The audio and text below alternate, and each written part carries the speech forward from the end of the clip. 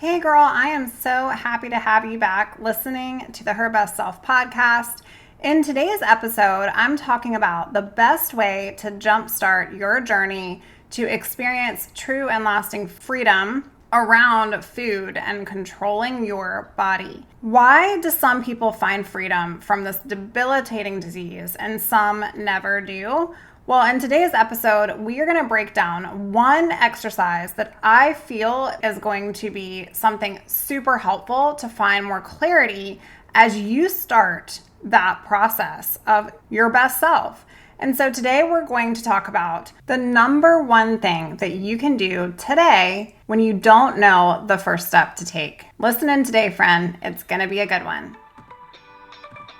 Hey girl, welcome to the Her Best Self podcast. I'm Lindsay Nickel, former competitive figure skater and perfectionist, turned God-led imperfect boy mom and digital CEO. If you find yourself constantly thinking about food and wondering if you'll wake up one day free from the obsessive thoughts and behaviors controlling your life, then I've created this podcast for you because I know exactly what it's like to be a downright hot mess trapped in a destructive cycle of disordered eating. I finally found freedom, and you can too, girlfriend. So if you're ready to heal your relationship with food and body and break the chains of control and show up in your best health, then grab your favorite Tarjay journal and let's get to it so you can start living your best life as your best self.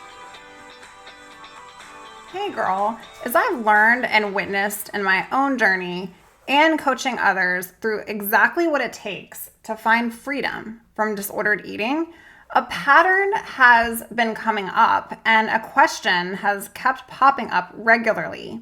Why do some people recover from disordered eating and eating disorders and others don't? What is the link? Given the same tools with the similar circumstances, experiencing very similar behaviors, why is it that some women heal their relationship with food and body while others don't? And I know that this is a really strong start to today's episode.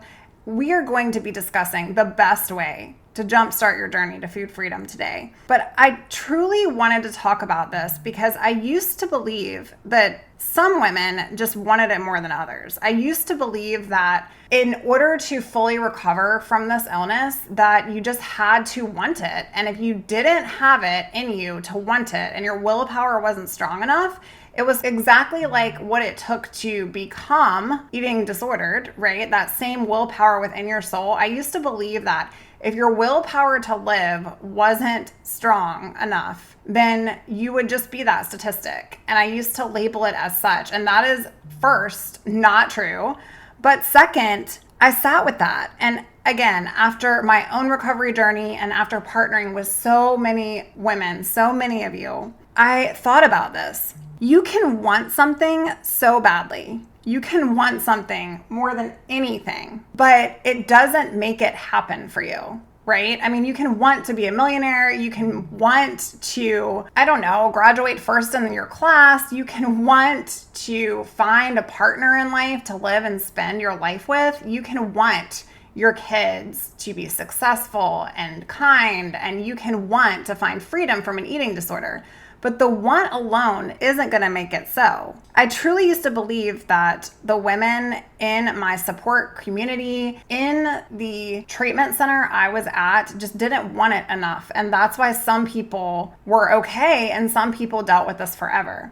But I now know that that was stupidity. It's just not the case. It's not the want, okay? It's not the want or the desire. It's actually 4 things.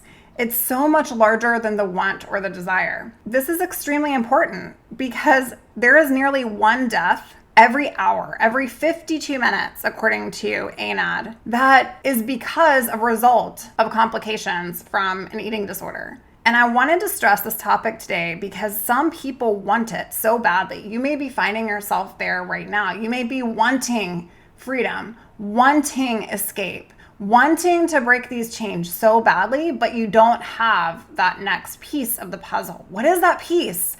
What is it that you don't have that you want so badly? And you want freedom, but it just isn't happening for you. It's not the want, it's not the desire to change. It's 4 things. It's so much bigger. Number 1, it's belief that it's possible. Okay, so if you don't have it yet, I want you to sit with yourself. It's okay. Who has done it before you? Who has gone before you and proven to you that it's possible? Because without belief, a little bit of glimmer of belief, and without that hope, then you're probably right. It's probably not going to happen for you.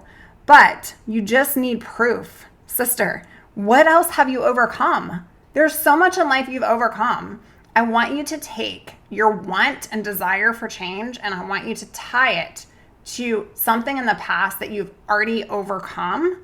That's going to propel you for belief that it's possible. And look around. How many people out there do you not know that probably have struggled with disordered eating and have come out on the other side?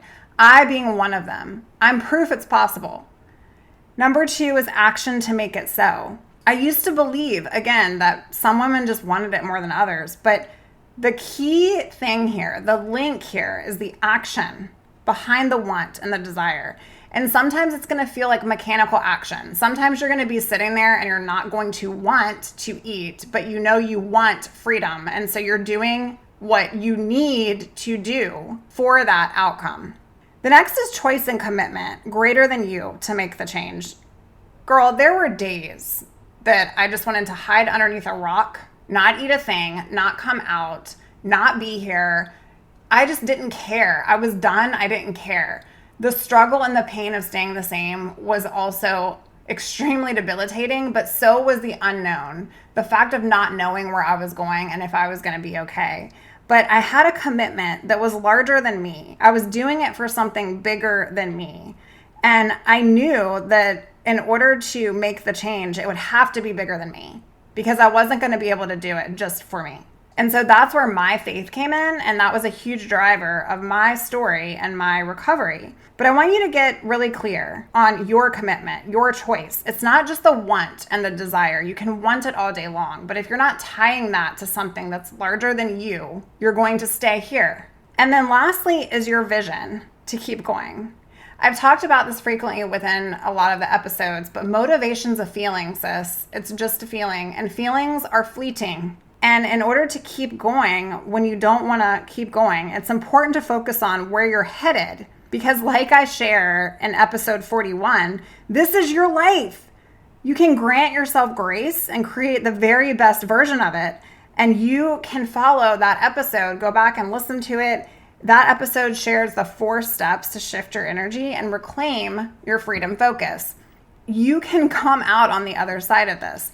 And yes, you can want it all day long, but I truly used to feel like the reason why some people found freedom and some people never do is because they didn't want it enough. And that's simply not the case. That's simply false news. The reason why some people find freedom and some never do is because they don't believe it's possible for them. They don't put action behind that belief. And then they don't have something larger than them driving them, and there's no vision. If your brain cannot comprehend something, you can't make it happen in your life. It just doesn't happen, right? These things aren't just falling out of the sky. We actually have to put in the work. And for some people, putting in the work is hard and too hard, and they'd rather sit in the pain than put in the work to experience the joy of life and freedom. I'm here to tell you that there is nothing better than recovery from an eating disorder. But when you decide to commit to you, your eating disorder brain is likely going to come back in and try to hijack you because, sister, your brain has no vision of where you're heading. It will want to keep you where you are if you do not tell it where you're going. So this is where I came up with the best self-reflection. And if you want to practice this exercise in your life this week, go on over to our Facebook community. It is Hope and Healing for Eating Disorder Recovery, and you can find the link in the show notes below. In our community, I'm going to post the best self-reflection. In that reflection, it gives you vision. It gives you the ability. It's simple. It gives you direction and purpose. It puts substance behind your actions, and it boosts your belief. So what is the best self-reflection? Well, all it is simply a reflection of who you feel you would be if you were operating at your best. Who do you aspire to be? This is your North Star. that's pointing you along the path you need to take to experience true freedom. If you want to change your life, sister, but you don't know where to start, literally spend 5 to 15 minutes with you and create a best self reflection. I practice this with my personalized recovery coaching clients, and I want you to truly sit with you and think about exactly this time next year where you want to be. What are you doing? How do you feel? Are you free from this? Are you still sitting in this? If you want to find freedom, you must first envision what that looks like to you, what it feels like to you, what it tastes like to you. Freedom isn't scary, but until you can believe it's possible, until you can create something larger than desire, until you can question yourself, until you can sit and wonder, given the same tools in pretty similar circumstances, and women all along the globe, and men and kids that are experiencing very similar behaviors as you, what is it that's different from them than you? Why is it that some will heal their relationship completely and others won't? The tie here, it's not just the desire or the want to change. We all want to change. We all desire to change. We all want life to be better. But it's pulling that want into the depths of your soul and believing it's possible. And it's okay if you don't know if it's possible for you today. I want you to look around and find proof that it is possible. And then move on to action. I want you to do something that's going to create that possibility. Write your best self statement. And then choice and commitment. Sister, there is nothing better than to hand over and surrender your choice to create a better life, no matter what that means. No matter what that means. And you need a vision that's going to keep you going, because if your brain cannot fathom what freedom looks like, then sadly, it's not going to create freedom for you in your life. So, who do you aspire to be? If this never existed in your life, if none of this ever happened, if you didn't know what a calorie meant and you didn't care how much you weighed, what would you do? How would you live? Think about that. Think about all the energy you would have in your mind to live out a life of purpose and joy. This is your North Star pointing you along your path. And now it's your turn to get some clarity to find out exactly where you're headed.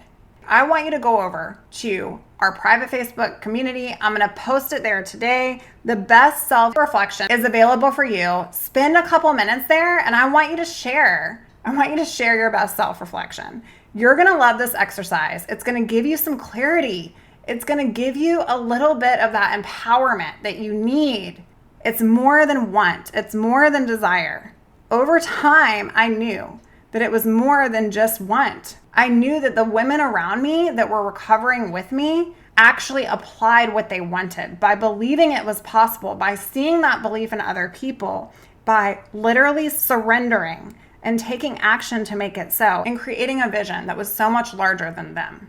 Sis, I see you, and I can't wait to see your best self-reflection this week. Head on over to the community, post it for us, and come hang out with some sisters who are just like you, looking for support and inspiration. And if today's episode has touched your heart, share it with a friend. Maybe they need to do some reflecting too. I will talk to you soon, girl. I hope you have a fantastic week. See you next time. Bye for now. Oh, friend, thank you so much for letting me share what was on my heart today. My hope for this podcast is to help more women find freedom from food and body. If this has empowered or blessed you, let me know. I'd be honored for your rating and review of my show, and I'd love to connect with you in my private Facebook community. You really can move from perfection to purpose. Let's break the chains together. I'll help navigate the way. Until next time, bye for now, girl.